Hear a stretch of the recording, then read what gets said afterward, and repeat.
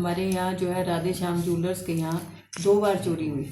तो उसमें हमने उनको ट्रैक किया। जो चोर थे वो हस्बैंड वाइफ थे और वो मेरठ से आए थे। मेरठ से वो चले मेट्रो में और बहादुरगढ़ पहुँचे मेट्रो स्टेशन। वहाँ से फिर वो उन्होंने बस में आए और बस से फिर वो झज्जर पहुँचे और फिर यहाँ से ऑटो रिक्शा लेके और राधे श्याम ज्वेलर्स के यहाँ पहुँचे। जब उन्होंने पहली बार जब आए तो उन्होंने देखा कि भाई एक बुज़ुर्ग आदमी बैठे हैं और बहुत इजी टारगेट समझ के वो दोबारा फिर आए। तो पहली बार 2 पायल ले गए थे चांदी की। इस बार वो काफ़ी कुछ 13-14 तोले सोना लेके गए और वो ये इसलिए लेके गए क्योंकि सॉफ्ट टारगेट था उनका और उनको कोई ज़्यादा जोर नहीं पड़ा।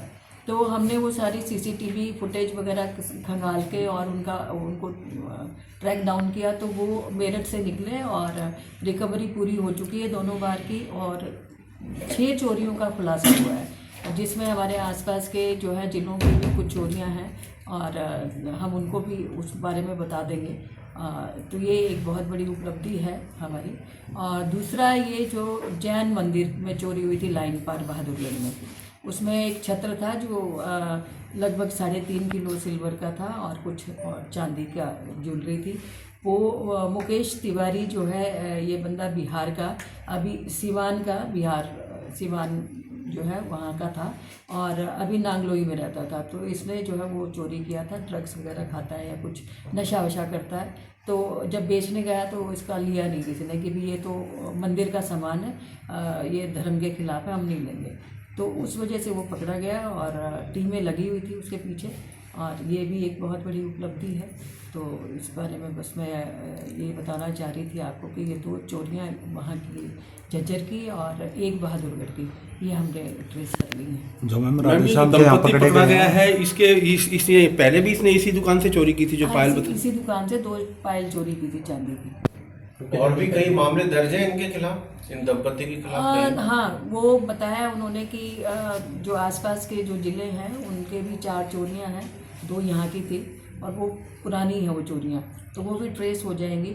अगर हम बताएंगे अभी दूसरे ज़िलों को भी, तो जिनकी चोरियां उन्होंने खुलासा किया है उनको बता देंगे। मैम ना तो कोई लोकेशन थी पुलिस के पास, फिर किस प्रकार से उनको ट्रेस किया? कोई भाई सीसीटीवी फुटेज पे फ़ोटो आती है, लोगों के चेहरे पहचाने जाते हैं, फिर उनको मोबाइल से भी और दूसरी तरीके से भी ट्रैक डाउन करते हैं कि भाई जहाँ जहाँ सीसीटीवी लगे हुए हैं उन सबको खंगालते एक रूट निकाल लिया सीआईए टीम ने और उससे पता चला। इन्होंने सोना बेचने का भी प्रयास किया कहीं? नहीं, बेचने का प्रयास नहीं किया। चोर की बेटी की शादी है, इसने वो ऐसे कैसे ले जाके रख दिया कि बेटी की शादी में दूंगा, तो वो हो नहीं पाया। उससे पहले पुलिस की टीम वहाँ पहुँच गई और उन्होंने रिकवर कर लिया। तो मंशा चोरी की मैडम शादी के लिए ही थी या नहीं, पहले भी चोरी करता रहा है। मैंने बताया ना, पिछले साल पानीपत में भी चोरी की उसने, जो उसने अभी खुलासा किया है और 1-2 चोरियाँ और की हैं। पूरी टोटल 6 चोरियाँ की हैं उसने अब तक, जो उसने खुलासा किया है। इनको रिमांड पे लिया गया मैडम ये यहाँ क्या करने के लिए सुनने में आया कि कपड़े बेचने के लिए आपको? नहीं, ऐसा ही तो हमारी नॉलेज में नहीं आया है, बाकी चोरी करने तो जरूर आया है। कितनी एज रही?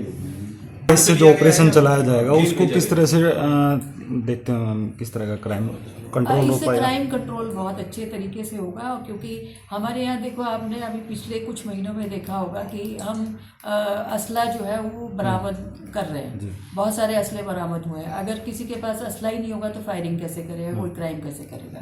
तो इस मामले में हम बहुत ही ज़्यादा संवेदनशील है कि किसी के पास यहाँ पे नाजायज़ असला नहीं होना चाहिए।